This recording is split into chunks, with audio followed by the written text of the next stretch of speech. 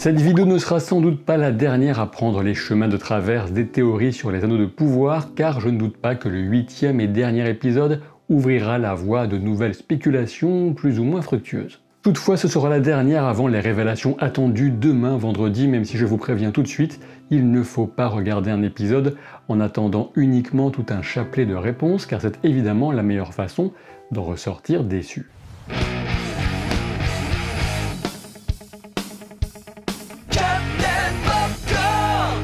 Qui dit 8e épisode dit dernière watch party de cette saison 1 et le rendez-vous s'est toujours fixé à vendredi soir à 19h30 avec Marie Palot et moi-même, sachant que nous serons rejoints par Presea, une connaisseuse de la Terre du Milieu que vous connaissez peut-être déjà au travers de sa chaîne Twitch ou de nos parties de jeux de rôle dans ce monde légendaire. Bien sûr, j'espère croiser certains d'entre vous dans le chat de cette dernière watch party demain soir, mais maintenant, place à mes élucubrations. J'ai envie de commencer avec Celeborn, ce mari dont Galadriel n'avait pas évoqué l'absence jusqu'alors, sans doute parce qu'il s'agissait pour elle d'une blessure trop douloureuse, plus encore peut-être que la mort de son frère Finrod, dont elle a pu au moins retrouver le corps. Pour rappel, c'est en réponse aux questions directes et un peu naïves de Théo que Galadriel ouvre enfin son cœur. Et même si l'épisode 7 avait beau être décevant pour moi en termes de rythme, de progression dramatique surtout, il ne fait aucun doute qu'il était déterminant dans l'évolution de Galadriel. Elle a touché le fond en faisant face aux nuages de l'éruption volcanique et elle entame sa remontée vers la lumière en commençant par prendre soin de Théo. Elle délaisse progressivement son vœu de destruction pour lui préférer une vocation de protection, ce qui constituera une grande partie de son futur et de son importance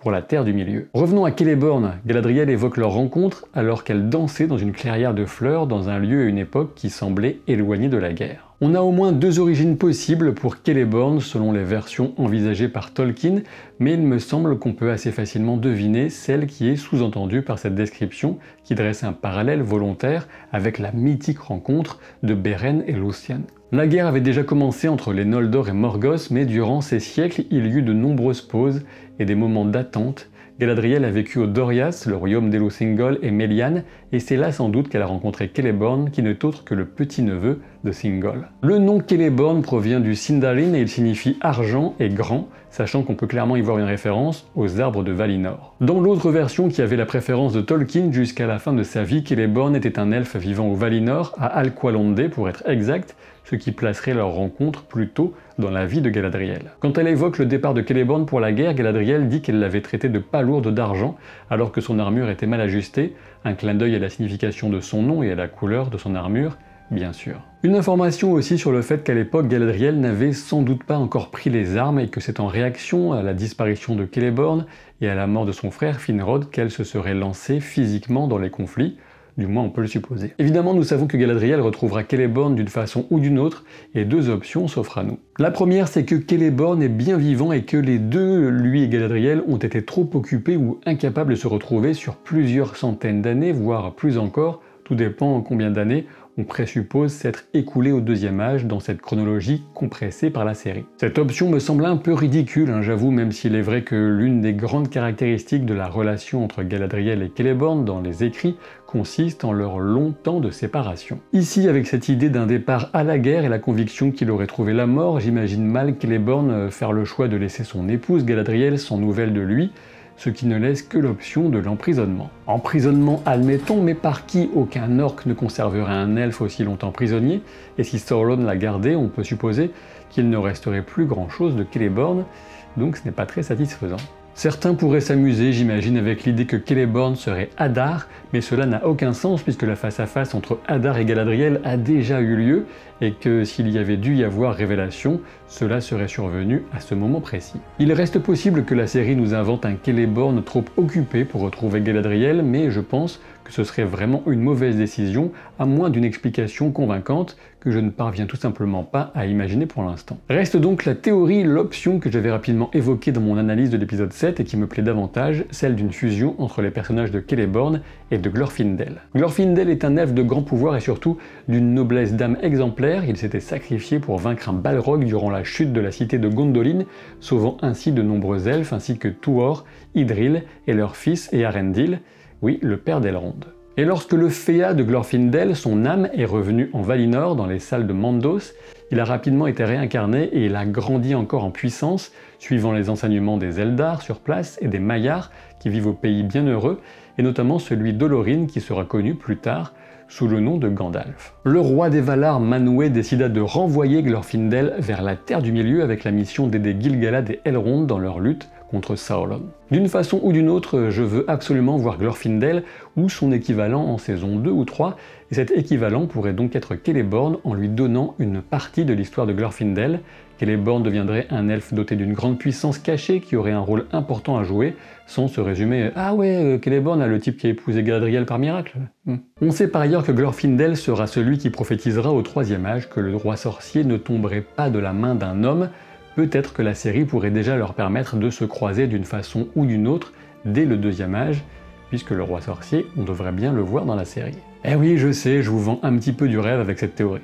J'espère. Passons à l'autre sujet, l'identité des trois prêtresses vêtues de blanc. Ce qui ne fait aucun doute, c'est qu'elles sont au service du mal. On sait qu'elles suivent les traces de magie laissées par l'étranger et que l'une d'elles porte un objet sur lequel est gravé le symbole qui correspond à la constellation recherchée par l'étranger. Si vous ne voulez rien savoir des teasings sur l'épisode 8, passez au moment de la vidéo indiqué en bas de l'écran, puisque je vais décrire un extrait du marketing de Prime Video sur le final.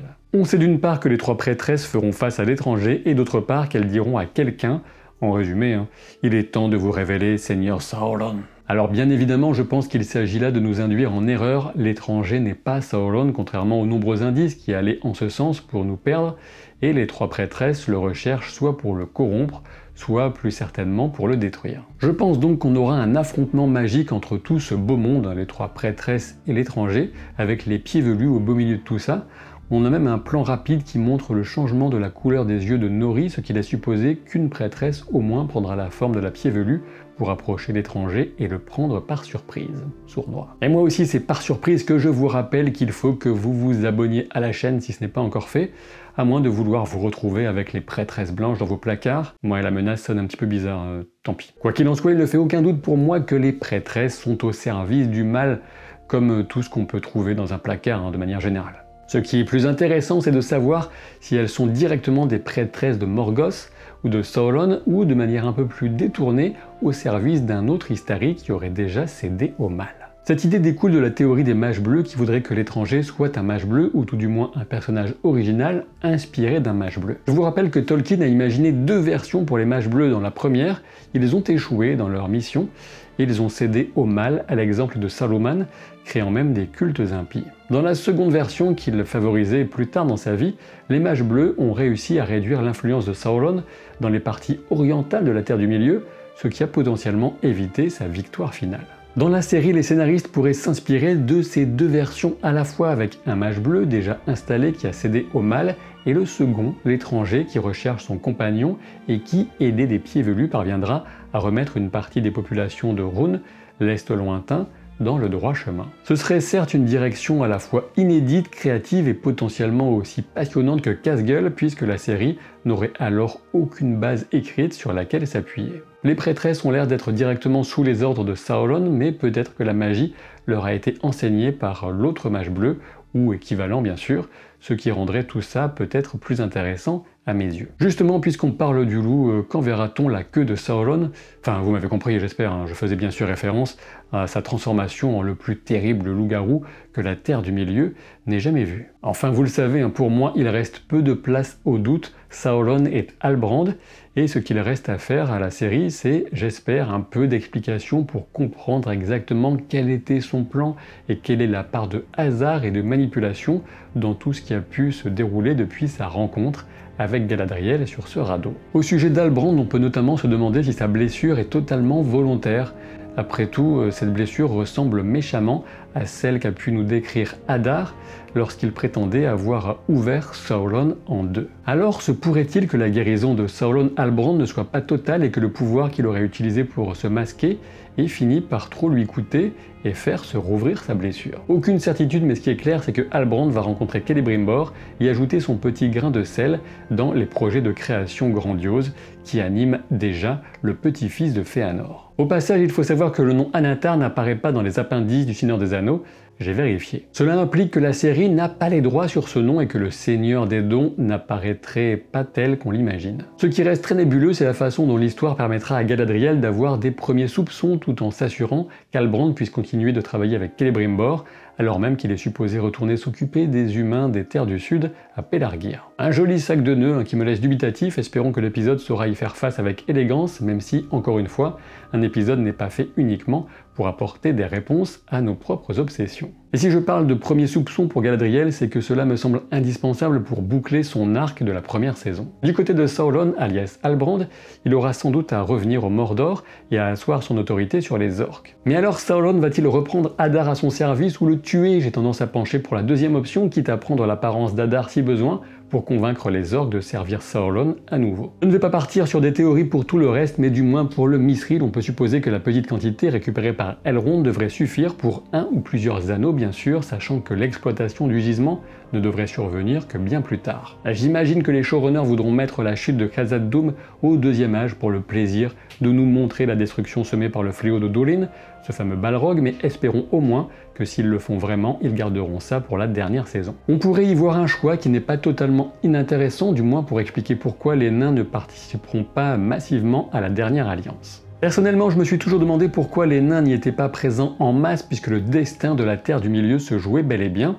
Toutefois, on sait que du peu de nains qui ont participé, il y avait au moins ceux de Dolin. Enfin, un dernier petit mot au sujet de la fameuse bourse que se trimballe Halbrand depuis le tout début. Comme vous le savez sans doute déjà, j'imagine qu'on y trouvera les prototypes de quelques anneaux.